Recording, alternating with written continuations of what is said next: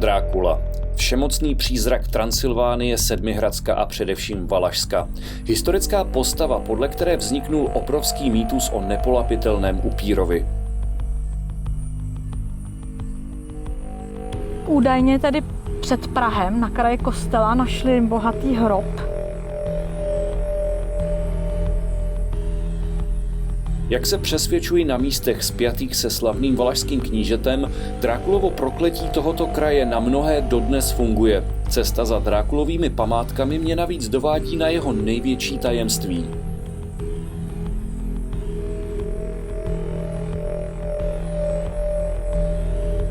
Je velice podezřelý chování těch mnichů.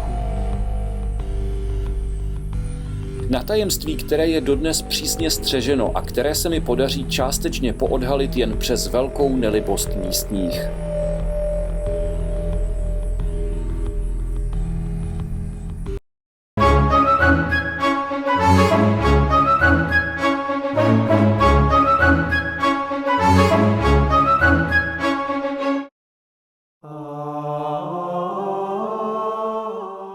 Snagov je jezero poblíž Bukurešti, které během celé éry socialismu sloužilo jako rekreační centrum pro movité Bukurešťany.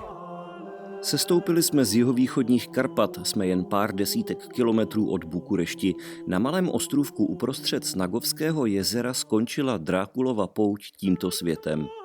Nejvíc přijímaná teorie je, že teda Drákulův hrob se nachází na ostrově Snagov v tamním pravoslavném klášteře, kam ho měli po jeho poslední bitvě, ve které padl, převést a pohřbít. Na místě se ale setkáváme s velmi nepříjemným přijetím pravoslavných mnichů. Natáčení se dokonce pokoušejí zabránit. Nechápeme proč a nejsme první. Je velice podezřelý chování těch mnichů tohoto kláštera, protože my jsme navštívili několik klášterů, které jsou samozřejmě funkční. A nikde jsme se nesetkali s takovým chladným až odmítavým přístupem. A kdyby netoužili po pár dolarech, tak si myslím, že jsme jako nepochodili. Pravoslavní mniši jsou za jakoukoliv pozornost neradi. Tomáš Bednařík se dostal na ostrov jako jeden z prvních Čechů na přelomu tisíciletí a nechuť církve pocítil na vlastní kůži. Horší už to bylo s jeptiškou, která stála u vchodu a které jsme zaplatili vstupném a která řekla, že si ten klášter můžeme projít, nesmíme fotit, nesmíme točit. Ani tyto záběry neměly vzniknout a dost možná jsem jeden z velmi mála, kdo na místě natáčeli. Přestože jsme zaplatili vstupné, bez problémů je jen focení. Ale v minulosti bylo i hůř. Byla tam taková jedna docela zajímavá scéna, kdy kolegyně, které tam byly s námi, položili na údajný hrob Vlada Cepeše luční květiny, které jsme natrhali. A ona přišla a předtím se tvářila, že nerozumí nijak. Řekla, not for him. Vzala je, vynesla je ven a hodila je do jezera. Zdá se, že v tomhle případě se postupně postoj mnichů k Drákulovi mění. Já jsem tam byla dvakrát u toho hrobu, takže jsem si vždycky všimla, že pokaždý tam hořela svíčka a pokaždý tam byly ve váze čerstvé kytky. Takže si myslím, že ta úcta tam je, ale otázka je proč vlastně jako jsou takový nenáladoví, když se jim tam promenádují lidi s foťákama. Pro ně je krvavý zločinec, který vlastně svým způsobem velice krutě trestal i teda církevní představitele. Nebo aspoň v té době byl. Oficiální Drákulův hrob je přímo před oltářem zdejšího kostela. Pravděpodobně je ale falešný. Je otázka, jestli tam byl vůbec pochován. Oni nám všichni tvrdili, že ne, že to byl klamný hrob, aby mohl být pochován jinde, ale ten jeho hrob nebyl vykraden. Když se na místo Drákulova hrobu zeptáte historiků, nebudou si jistí vůbec ničím. Přestože nejčastější teorie je, že je skutečně pohřbený na Snagově, najdou se i pochybovači. poslední dobou, jak se rumunští historikové ještě začali spekulovat s tím, že to možná úplně tak jako není pravda a že by ten hrob mohl být v klášteře Komana. Podle některých pramenů Drákulu pochovali u vstupu do kostela, aby každý, kdo do něj vstoupí, musel Drákulu překročit a převzal část jeho hříchů. Při průzkumu před 80 lety se podařilo objevit hroby 2. Před oltářem toho nebylo moc. Tady údajně bylo roucho, byl tam nějaký meč, který měli v 30. letech, záhadně zmizel tam odsaď. Já do dneška nevím, co si o tom mám myslet. Tam se našla snad nějaká keramika středověká a našly se tam zvířecí kosti. A pak údajně tedy před prahem na kraji kostela našli bohatý hrob. Jaké tajemství skrýval hrob u vstupu, se už ale nedozvíme. Veškeré důkazy zmizely. To někdo v těch 30. letech ukradl.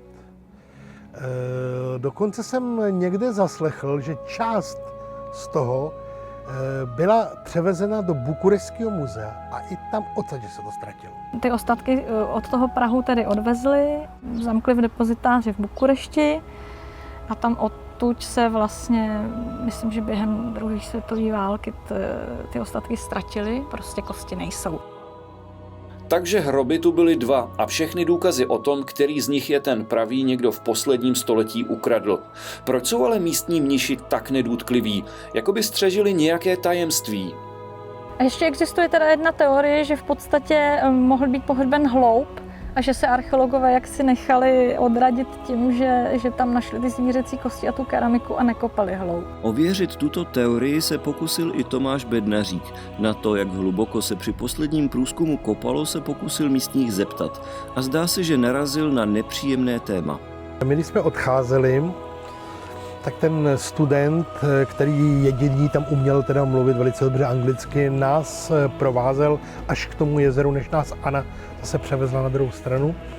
A ten nám tam prostě říkal, že bylo běžné, že u osob takto významných se dělaly takzvané kladné hroby. To znamená, že se udělal hrob, kde někdo byl pochován s insigniema a pod ním, že byl ten pravý hrob.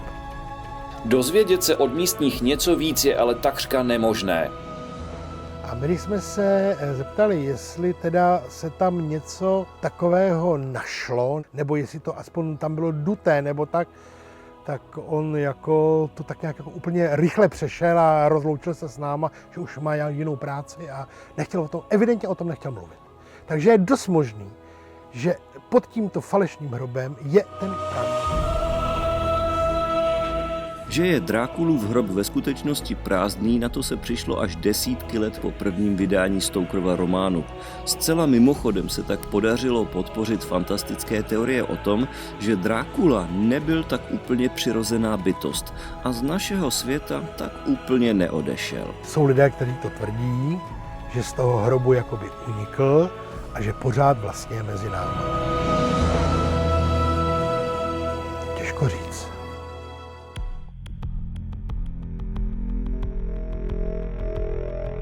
Kde se ukrývá hrob nejslavnějšího valašského knížete, na kterého jsou místní dodnes pyšní?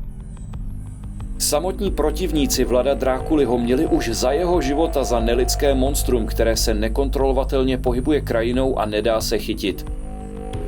Znamená jeho prázdný hrob nepřímý důkaz o tom, že s knížetem Napychovačem skutečně nebylo něco v pořádku a že si Bram Stoker ve slavném upírském románu tak úplně nevymýšlel?